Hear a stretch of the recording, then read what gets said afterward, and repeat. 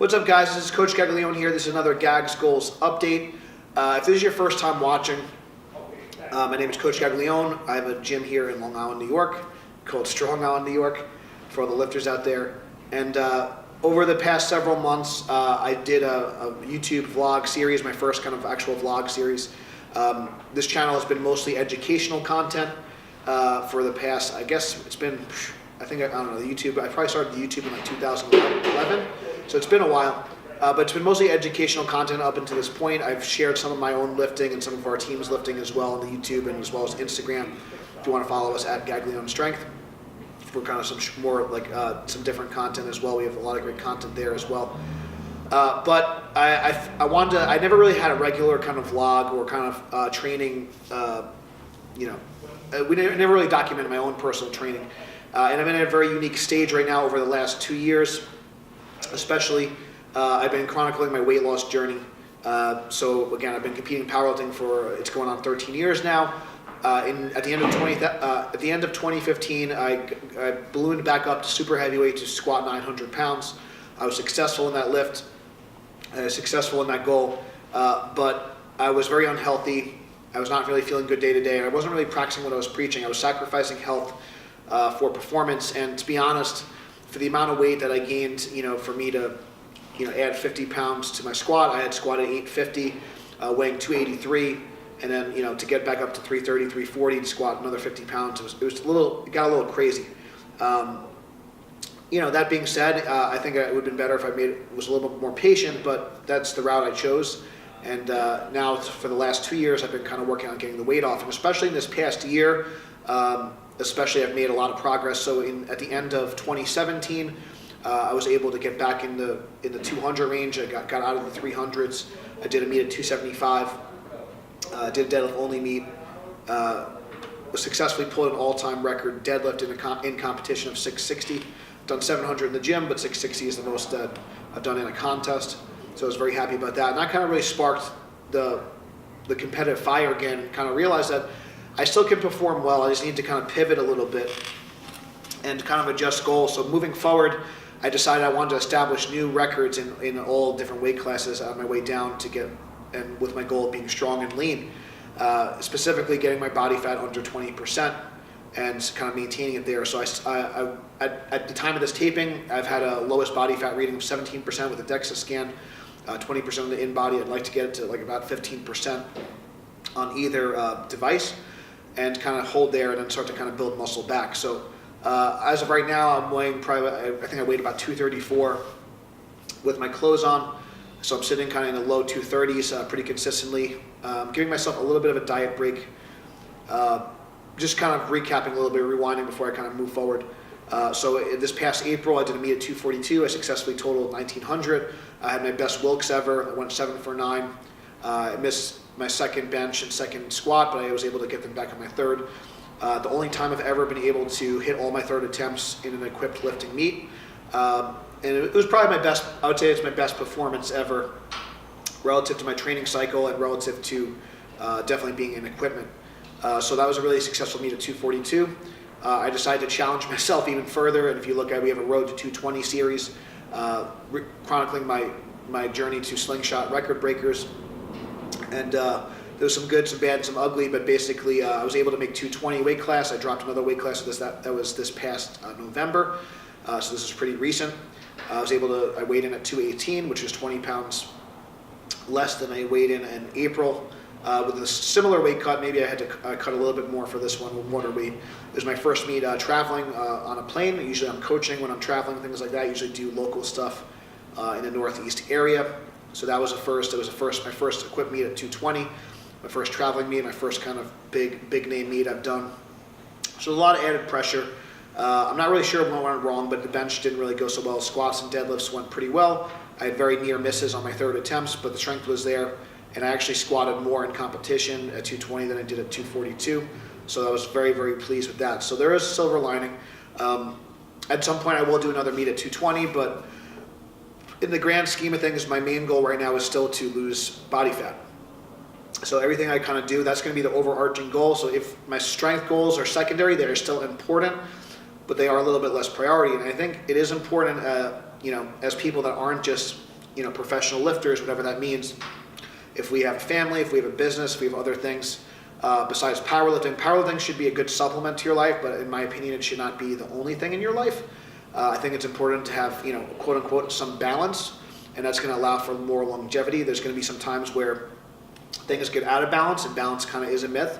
So obviously when I'm getting really close to the meet becomes more of a priority, but day to day and just kind of in general throughout the year, my business, my family, the relationships I have, my team especially, those are going to become more of a priority. And as far as for my own personal goals, my health is going to be number one always.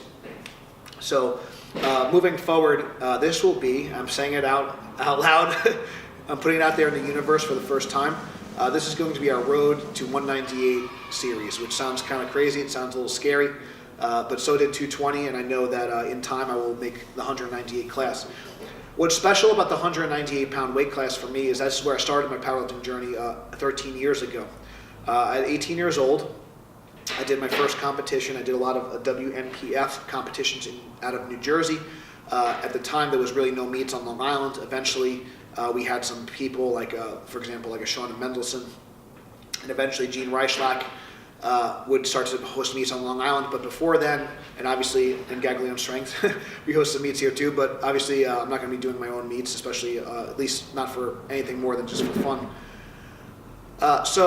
We had to travel a lot. I did a lot of meets in New Jersey and Pennsylvania and upstate New York and things like that when I was starting out. But I started out as a 198-pound lifter, and that I figured it would be really cool to kind of just get back to where I started. And I know if I lose, according to like the InBody Nadexa, if I lose another 15 to 20 pounds, probably closer to 15, it'll put my kind of body fat in the range that I would like, which is again around 15%. I have about 185 pounds of lean mass, so it's water weight, muscle tissue, bone tissue, and all that stuff. So I don't think really going 181 would be in the cards, and I think, to be honest, with my height and everything and muscle mass, it wouldn't really make much sense anyway. So 198 class is probably as light as it would really be safe for me to go, and it'd be a challenge. Now, whether I do one meet there or several meets, I don't know yet, but I want to do at least one and kind of finish my journey and kind of finish up where I started. And then after that, long term, so I guess this is more of like a short long-term goal. So within the next year or two, I want to make the 198 class, and ideally I'd like to, if everything is healthy and everything feels good, I'm looking to do the same meet I did this past April, which is Powerpalooza in Pennsylvania, RPS, Revolution Powerlifting. We at Gaglione Strength, we really love the RPS because they provide a lot of opportunities for raw lifters, raw with wraps lifters, and equipped lifters alike. You could walk it out, you could use the monolift, you could use blocks, you could use your feet tucked on bench, you could go feet flat, you could go shoeless, you could have shoes. It gives a lot of options to the lifter, which we really love, and we find like the judging is very fair and very consistent. It's not necessarily consistently super strict, and I would not say it's really relaxed either. And it obviously depends on the judges in the chair. And I would even argue that there are some judges that are very strict in the RPS. I know some people may argue that some other federations are more strict, but I think that they're very fair and consistent, and I love that. And I love that they have lots of options. And I just think that they run a great meet. It's very consistently, as far as the timing and things like that. It doesn't last too long. It doesn't last too short for the bigger lifters that need more time. So I really couldn't advocate the RPS enough. And obviously we lift in a bunch of different federations. We're not really attached to any one fed, but worth mentioning, if you're in the Northeast area, if you're a newer lifter, I think the RPS meet is a great place to start. And if you're local to the Long Island area, we also have our youth and novice meet on December 8th. We host meets in December. We host deadlift contests in February, as well as June, and then we do our bench press charity contest in October. So if you're a newer lifter kind of looking to get your feet wet, you can check out gaglionestrength.com, check out our events. That'd be a great place to start as well. But you can also check out the Revolution Powerlifting website. We'll definitely provide some links in the description. So if you're a newer lifter looking to kind of get started, we definitely recommend you check some of those meets out in your area. And if you're really brand new, just watch a meet. That'd be great. If you see our team there, I'll be at some other meets. I'll be at Christmas Carnage at the end of December. If you ever see me at a meet, just feel free to say hello. And if you have any questions, we're happy to help. So that's part of one of our goals is contributing back to the sport. So don't be shy. I just want to kind of throw that in there as well.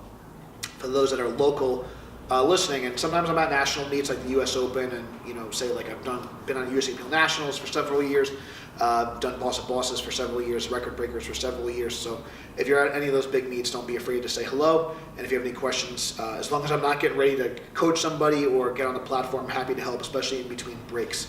Our team tries to be very helpful. We often, almost always, help people at meets, but a little bit of a tangent there, but I figured worth mentioning.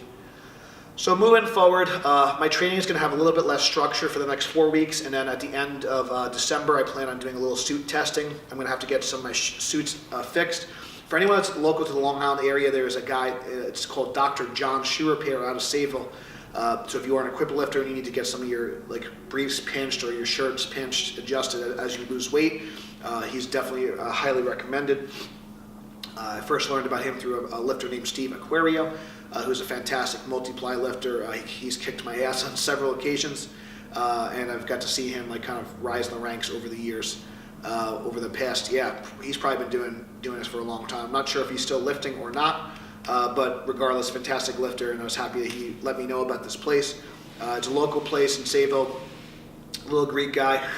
He might start talking to you about pyrostemas and weightlifting, but he will get the job done. Him and his wife do a great job. So if you need to get gear altered and you're local to the Long Island area, if you are not a local lifter and you need to get your equipment altered, there's also a woman named Guinea, and you can kind of look her up online as well. I just kind of prefer to do some local stuff, but if you kind of find a shoe repair shop or something, a lot of times these people can help. Just make sure you explain to them that you're a power lifter and that you're going to be handling a lot of weight if you need to get your stuff altered.